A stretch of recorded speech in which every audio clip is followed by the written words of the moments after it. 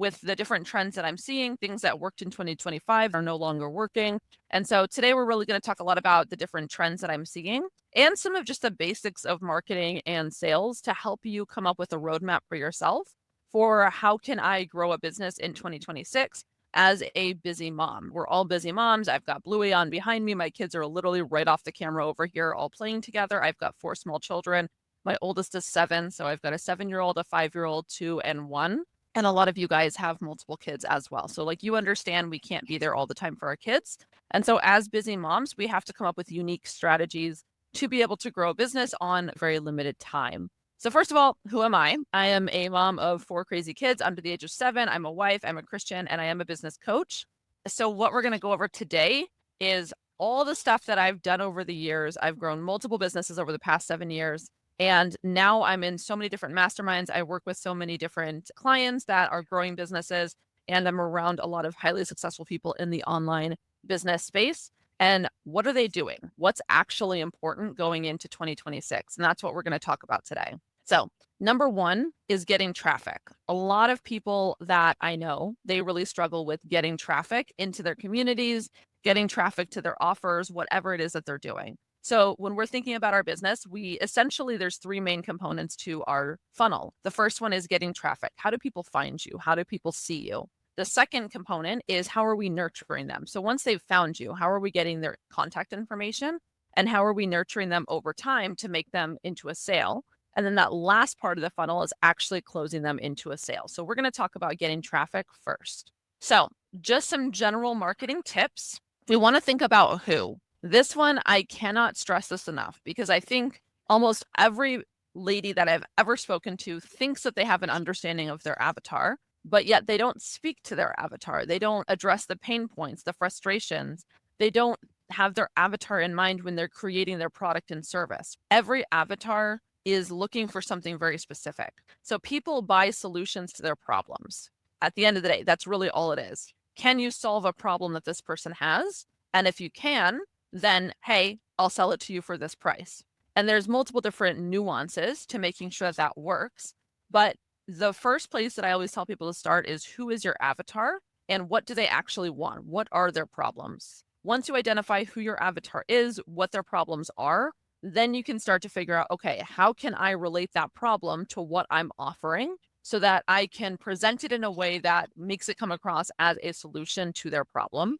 Then we want to sit there and say, now that we've got some idea on the messaging, because that's really all the messaging is. I hear so many people, I need help with my messaging. I need help with, you just don't understand your avatar. If you know what your avatar's problem is and how they speak about their problems, their pains, their frustrations, their desires, then you can very easily write something that speaks to all of that. If you are helping someone lose weight, what are they struggling with? Why are they not losing the weight on their own? What types of pain points do they have because they haven't lost the weight that they want to lose? These are all the different things that we can think about, which can help us in the way that we're writing our copy, writing our ads, writing our posts, writing our emails. These are all the different things that we want to think about is who's our avatar? What problems do they have? How does our offer solve that problem for them? And then we want to take that message and put it in a place where they actually spend their time. So this is another big one that I hear quite often, which is people, they don't know where to post. They have all these ideas. Now they understand how to do the messaging, but they don't know where to put any of it. So the next thing I would say is find a platform that your audience actually hangs out on. So is your audience on Instagram? If the majority of your audience is on Instagram, then maybe that's where you're going to post. If they're on Facebook, post in Facebook. If they're in school, then post in school. So figure out where are your audience that you can actually get in front of them. A big one that a lot of people are really going hard in for 2026 is YouTube, because the vast majority of everybody is on YouTube at this point. So it fits almost every demographic. Everybody's on YouTube. And what's really powerful about YouTube is it is a search engine. It's not a social media. So it's really easy if you just do search engine optimization to build and grow. You can still grow quite easily on YouTube. And YouTube has long form content, which means that you're able to build up a lot more rapport with people a lot faster than, say, 5-second reels on TikTok or on Instagram or something like that. If people are watching an hour-long video or 30-minute or even 10-minute video of you, that's going to build a lot more rapport a lot faster. thinking about who is our avatar, what's the problem they have, how do I solve that problem for them, and speak in a way that's going to really hone in on that person's pain points, their frustrations, their desires, all of those things. And what are their buying behaviors? That's another important one. Different avatars have different buying behaviors. So what's the process that they go through when they're making a purchase? Picking the platform that they're going to be on. And then you want to decide, am I going to do organic or paid? And the main difference with marketing when it comes to organic or paid is organic means you're putting stuff out into the ether and you're relying on the algorithm to push your content and the quality of your content to push your content. And it takes time for the algorithm to really create a spin wheel effect for your content. And so usually the payoff of that is, in almost all cases, it's not immediate. And so organic can take time to build up a following where you're getting enough people seeing your content to actually start seeing conversions. Some of the things that we also want to think about is a conversion rate is how many people of the ones who see it actually act on it. And that's at a percentage. So one of the things that I see a lot of people get frustrated with is they get a handful of views or they get a handful of impressions and they're not really getting all that much engagement or they're not really getting all that much click-throughs or anything like that. But here's the thing, if you got 200 people viewing it and the average conversion rate for online stores, just in general, is about 2%. That means that about 4 people would actually engage with your content. And so sometimes people see that and they say, oh, only 10 people engaged. That's actually really good comparing to how many people actually saw it. And so these are things that we always want to know, which is what are the standard conversion rates? How many people are seeing it? And how can we make the most out of what we're doing? The paid route, on the other hand, is guaranteeing that reach. So organic means you have to build up your following until you can start to get the reach that's going to actually start to pay off. When you go with the paid route, you're paying for that reach. So you don't have to worry about getting results in day 90. You can start getting results on day 1, assuming that ad, whatever it is that you're paying for, is really dialed in and good. If your ad is really dialed in and good, then you will see the results immediately. And this is where a lot of people struggle. They go for paid ads and they end up wasting a lot of money in paid ads because they don't know how to run a funnel. They don't have their sales systems dialed in. They don't know how to speak to their audience. They don't have their avatar dialed in. And so they create ads and systems that don't work. And then they run money to that to get the reach and they don't see any payoff. And they wonder, why am I not making money? Ads just don't work, whatever. Ads 100% work. I know people bringing in $300,000 a month by running paid ads. So they 100% do work. You just have to have it dialed in. Then we look at the what. So you've understood your avatar. You know exactly how to speak to them. You've picked the platform. You know whether you're doing organic or paid. Like, now what happens? So really, what are you promoting? What are you actually marketing? And the thing that I always recommend is to market a lead magnet.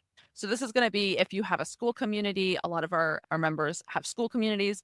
So if you have a school community, I recommend having a lead magnet inside of your school community that's on the front page.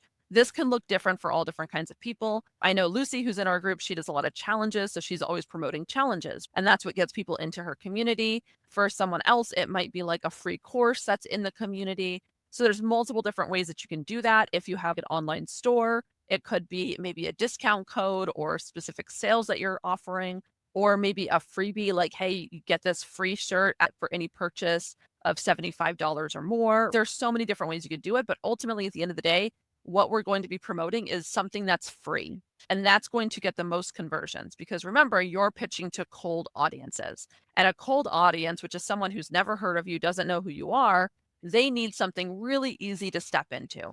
Asking them to put their credit card information in and spend money is a little bit more advanced and a little bit harder typically. So what we always recommend is start off with a lead magnet. That's what you promote.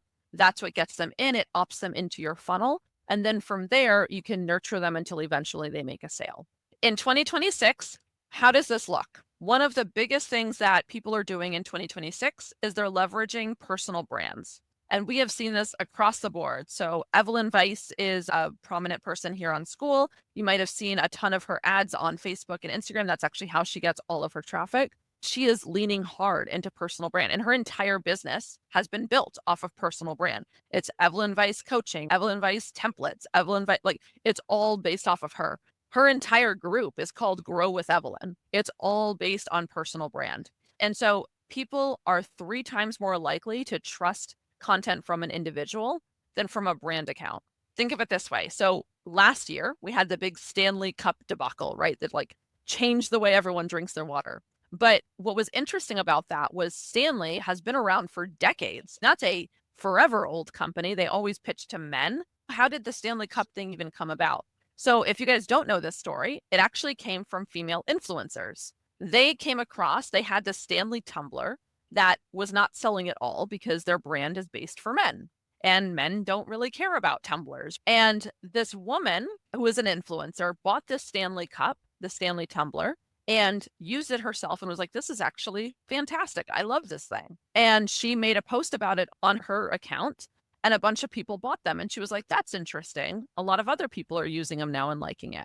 And so she personally reached out to the Stanley company and said, I want to partner with you and make this happen. And they formed a partnership and she helped design these Stanley Cups to help bring a female audience into it.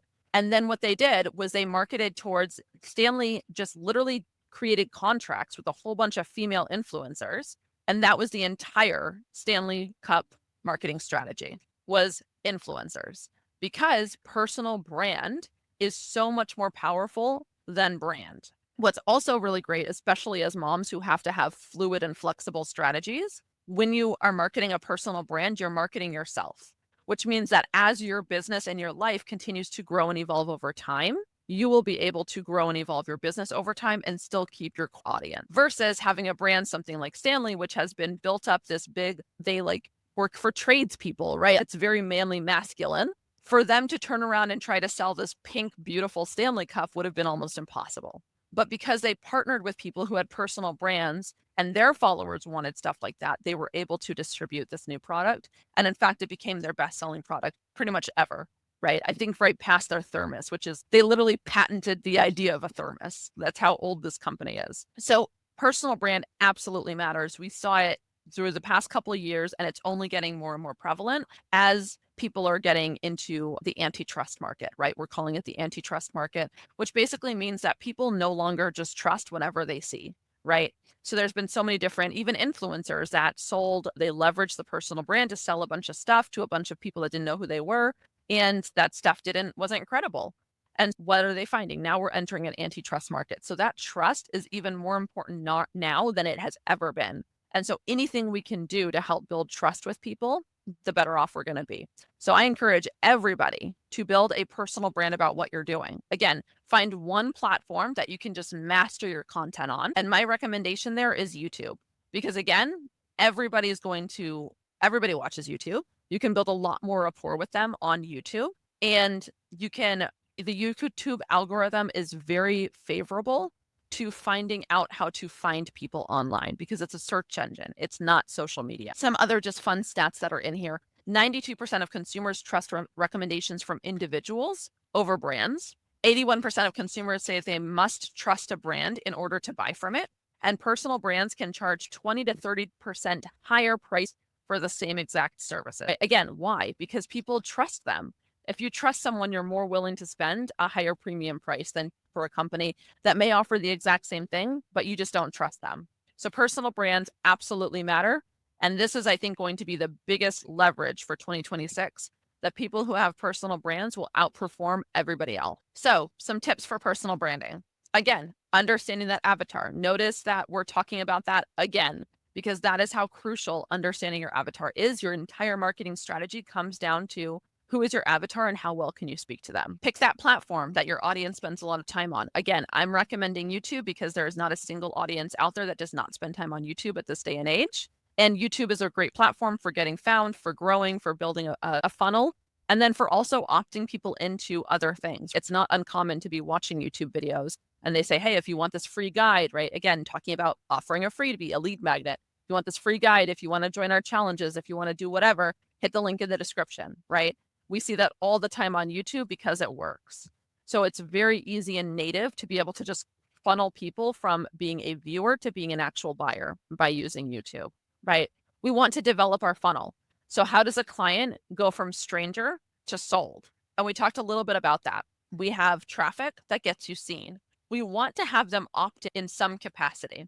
There's a very soft opt-in, which is for them to subscribe, to engage, to to follow you, right? Those are all ways that they can opt in, but you're not gathering their contact information. So they don't necessarily become a lead yet.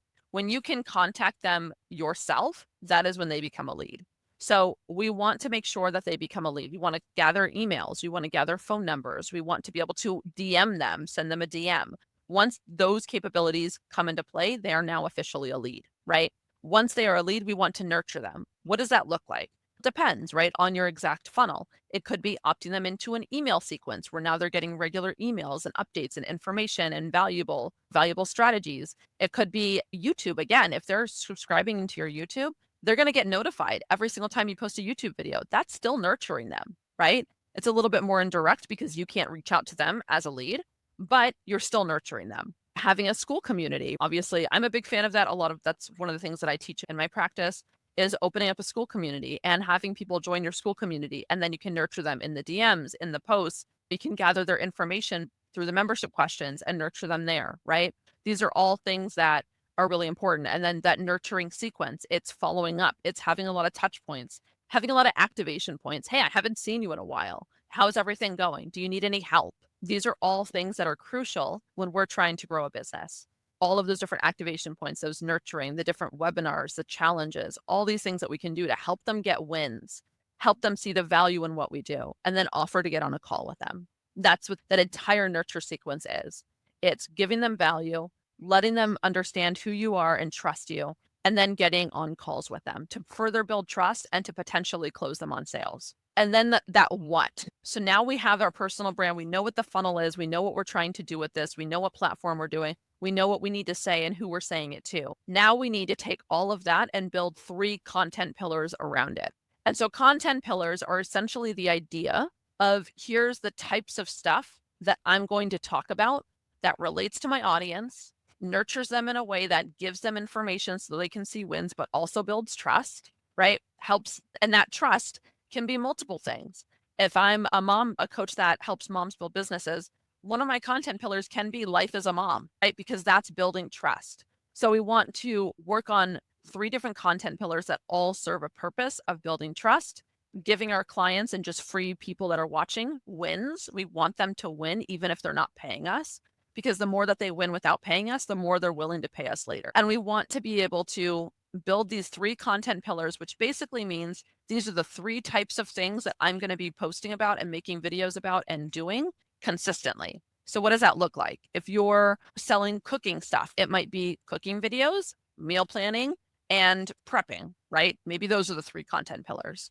It could be if you're, again, weight loss, right? It could be something like nutrition information. It could be a podcast. It could be just a general information about balancing hormones, right? Like you want to think of what are the 3 different content pillars that I need to create that be able to portray the information that I can do that's consistent, right? Because that consistency is key. We're all busy moms. If we are going to run out of content ideas in 2 weeks, don't make a content pillar about it. The content pillar should be vague enough where every single week we can come to the table with a piece of information about that content pillar.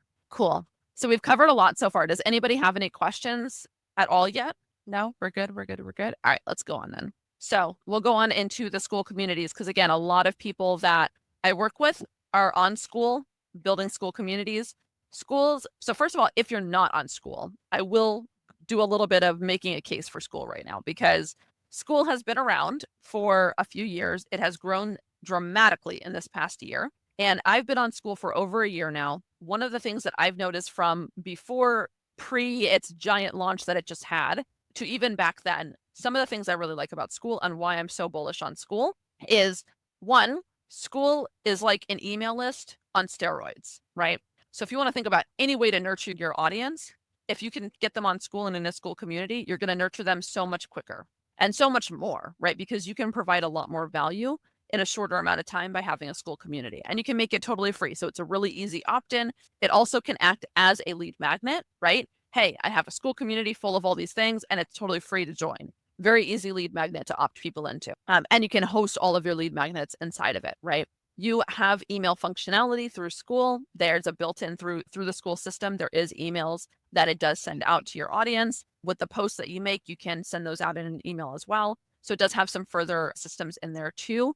It has video hosting. It has these live calls, all of these things. These are things that typically people are spending $20, $30, $40 a month doing them with Zoom or with Google Meet or with some of these other systems, Calendly, right? These are all things that people typically would pay for to have access to, and it's all in your school community.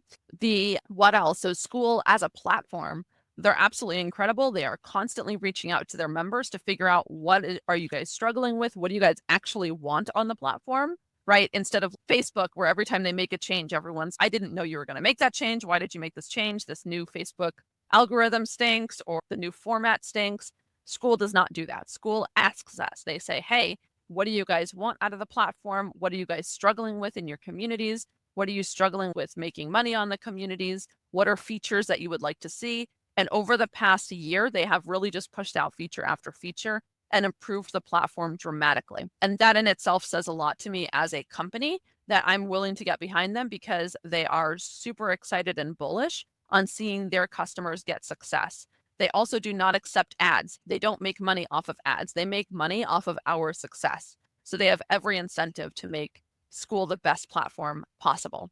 And so I am a super big fan of school. I've been using it for the past year in my business. All of my clients, I've had them implement school communities. You don't have to. If there's a client that really doesn't want one, I can still help them otherwise. But school communities are definitely, especially as a busy mom, it is absolutely the quickest and easiest way to nurture your leads so that you can actually make sales and get all of your people together in one spot. And it makes the whole funnel so much easier because all you have to do is get traffic to your school community.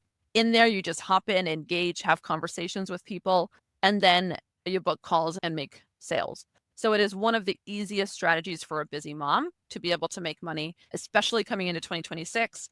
There's over 200,000 school community owners on school, much more communities themselves, because a lot of people have multiple communities, and it's just going to grow from there, right? This next year, they're really going hard in their ads to get more and more people onto the platform. So community building tips. If you have a school community, I know about half of the people that are here do have school communities, so I'll make sure I go over this. And if you're thinking about having a community, this is just helpful information to have. So some community building tips, right? Again, we want to understand that avatar thoroughly. Notice I have put that on every single page we have here because that is one of the biggest things that I see a lot of women. If you're struggling with marketing, it's almost always you don't understand your avatar well enough or you don't know how to speak to them, right? Hosting regular challenges inside of your community to get engagement. I've seen that be really successful with me, with a lot of my clients as well.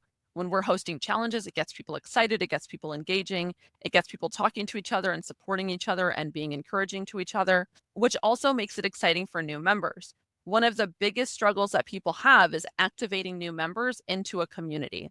Why would that be a big struggle? If you don't have anything going on in your community, and people are coming in, what are they going to do? They're going to leave and never come back. It's the same thing as a party. If you go into a party and everyone's standing around awkwardly, you're going to be like, I'm probably going to head out and just go have dinner by myself. I'd rather do that than hang out at this awkward party. But if you go in and everyone's having a good time and they're all talking and they're inviting you in and they're showing you the lunch table and they're doing all those things, you're going to come in and you're going to have a great time. Same type of thing with communities. If people are coming in and you've got a challenge going on, everybody's loving it, everybody's talking and having a great time, and they're encouraging each other, you're just going to get a lot more apt to be able to come in and actually do the things that you want them to do, which is engage, which is to be nurtured, which is to have the conversations, get the support, get the feedback, and get those wins. Again, the biggest thing that we have seen is the faster you can get someone a win as soon as they join your community, the faster they are to actually become a paying client. Why? Because now they're getting wins, right? They see the value of what you're doing. So you want to use all of those strategies to train your members how you want them to behave, right? It's like our kids, right? When I'm like, hey, please don't poop and pee in your diaper. Let's go on the potty now. You give them rewards for doing what they do, right? You sit there and say, this is what you need to do. Go do it. And then when they do it, you reward them. How can we do that? Challenges are a great way, right? I've just found them to be one of the most compelling ways. Giving out gift cards, gamifying your group, right? There's a leaderboard in the group. So again, if you're not super familiar with school, I'm more than happy to hop on a quick 15-minute call. We can go over like exactly how to use school and all of that. It's an onboarding call that I offer to all our new members. But there's a leaderboard, and that leaderboard allows you to gamify, which means that as people engage in the group, they get points. And as they get points, they climb up the leaderboard. So in our group, we have a gamification. The person at the top of the leaderboard at the end of the month wins a prize. And we do this every single month. And so again, these are so many different ways that you can just gamify, make it really fun, and train your members to behave the way that you want them to behave. And eventually, when you have enough members that are engaging in the group and doing all the things that you need them to do, you can start to step back and realize, hey, I don't have to be the one that's always being like, hey, you need to make a post, you need to do this. The training part of it becomes the responsibility of the community once the community gets big enough and is active enough.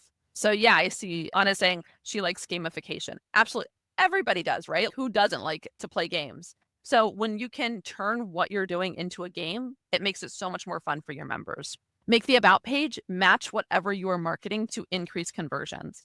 So that is also a really important part. If you are marketing a specific challenge, that about page needs to be marketing that challenge. And this is something that I see a lot of people do where they're changing the way they're marketing. They're changing the different lead magnet that they're marketing for the group. But then the person clicks on the link and they open up the page and it's something else, right? That person's not going to join your group if it's not coherent with what you're marketing. So whatever it is your marketing strategy, it needs to be coherent on that first page, on the about page of your group, because you want people to be able to say, oh, I'm joining a group to get this lead magnet. They go on the about page, it markets the lead magnet, and then they click enter. That's the most cohesive funnel, right? Versus I want this lead magnet, they go on the about page and it's marketing like a challenge that they've never even heard of. Then they're going to be confused. And people who are confused do not buy, they do not engage, they don't act, they step away, right? And we don't want them to do that. So having that cohesiveness is really important. So then, assuming you've built traffic, you come up with your traffic source, you've built an amazing community that's doing all the things that you want it to do, the next step is, how do I make money with this whole system? So again, you've seen it 1,000 times, understanding your avatar and their buying behaviors. This is the part where the buying behaviors really comes into play. How does your specific avatar make their purchasing decisions? Do they need to have a specific amount of conversations with you before purchasing? Do they need to have referrals? Do they need to see testimonials? Do they need to see before and after? Do they need to get a win before they make a purchase? Do they need to make a smaller purchase before they make a bigger purchase? These are all different nuances to that buying behavior. And this is totally dependent on your avatar. Every single avatar and offer is different. So you'll want to figure out exactly who your avatar is and what their buying behavior is. And a quick hack that anybody here can 100% implement immediately is you can go into ChatGPT and ask it, right? You can say, this is what I do. This is who I help. Give me a customer avatar of my customer and include the buying behaviors for that avatar. And it'll tell you. So this is not information that needs to be gate held by somebody. You can absolutely figure it out. And you can start with that, right? Start with whatever ChatGPT is telling you and make adjustments as you get actual data from your attempts, right? But I have found that ChatGPT is actually pretty accurate when it comes to a lot of these things. They've gotten it pretty good. We want to leverage those behaviors when funneling them through the buying process. So again, if we know that, hey, the specific avatar I have, they need to purchase something smaller before they make a bigger purchase, then maybe we opt them into making a small purchase as soon as possible. So you get them in on a freebie, you give them a little bit of nurturing, maybe hop onto a call, sell them something smaller, and then you let them get the win of that, and then you come back and hit them with the higher ticket offer. Maybe your avatar needs to see testimonials or referrals before they're willing to be able to trust that they want to do what you're selling, right? In that case, maybe a lot of your email marketing, a lot of your posts, a lot of those types of things is encouraging the people who are winning to share their wins, right? So that these people are being flooded with wins and testimonials of how much you've helped them. And that'll help them get to the buying process. So knowing what these buyer behaviors are will help you create that funnel that will work perfectly with your avatar. Number 3, more conversations equals more sales. And this is, I think, one of the hardest parts, especially for women, because as women, we're not made to be rejected, right? Let's be honest, that's just not how women, like female nature is. And so it's hard for us to get rejected. So when we're showing up day in and day out doing all of these calls, and it's, man, I just 75% of my life is being rejected by doing these sales calls. That's good, actually, because the average conversion rate for a good sales call is about 25 to 30%. And so a lot of times as women, we just don't have the stamina to do that day in and day out, right? And so there are ways that we can help that. One is by either just deciding we don't care about it. Number two, you can outsource it. You can hire someone to do the sales calls for you, right? Or number three, you can qualify your members before they hop on a sales call, right? Meaning, and this is what I like to do, is a discovery call. This is what a lot of my clients do as well, because the discovery call gives you a shorter amount of time. So instead of you spending an hour on a call with somebody trying to sell them on something that they're not even qualified for, you can hop on a quick 15-minute call and see if they're qualified. If they're not, you don't even pitch them on anything, right? Because there's no point in pitching them if they're not qualified. But if they are, then you just pitch them on the sales call and say, hey, you sound like you'd be a great fit for what I do. Are you interested in learning more about that? And when they say yes, awesome. Let's go ahead and book a call where we can go more in depth about it. And that's going to be a really great way to be able to do a lot of calls and funnel through your people without sitting there and being on sales calls, 8 sales calls a day, doing hour-long sales calls and not closing anybody. Doing the discovery calls really helps so that your sales calls, you're just selling a lot more of them, of the ones that you're booking. You're not wasting your time, and you don't have to deal with as much rejection. Because again, if you go into the discovery call with the mindset of, I'm not trying to sell anybody right now, I'm just trying to give them value and see if they're a good fit. That's it. Then you don't feel that feeling of rejection. And the more of those that we can do, the more sales you're going to make at the end of the day. So that goes to number 4. You can send a DM, right? Again, especially if they're in your school community, sending a DM, have a conversation with them, get them onto that discovery call, use the discovery call to qualify them. Then you get them onto a sales call, and that's where you can make your sale if they're ready to make the sale. So knowing all of this information, you need to be able to map out a plan for you specifically. So here's the plan that I am recommending for my clients. This is a plan that I'm personally doing for 2026, which is, again, it starts off with understanding your avatar, their buyer behaviors, and the marketing strategies and platforms. Once you understand that, creating all of your challenges for the year that you're going to host inside of your group, assuming that you're using a school group. But I do recommend having some sort of a challenge or some sort of like a lead magnet that's ready. So create all of your different lead magnets that you're going to use that are going to help with nurturing as well as getting people through the door. Number 3, picking that platform and growing an organic audience on it / starting to run ads. I did a slash here because you can be successful either way, depending on what you're trying to do, right? If you want quicker, if you have a decent understanding of funnels, you know that what you're doing works, but you just need to get in front of more people, run ads 100%, right? If you don't know any of that stuff, I would say start with organic. Understand it's going to take time to build your business, but I would rather have you waste time than waste money because most of us just don't have the money to waste. So if that's the situation, I would say do organic audience, grow that and test. And then once you really dial in your whole funnel, that's when I would push into running ads. And then number 4, have conversations with all of your members to activate them and book that sales call.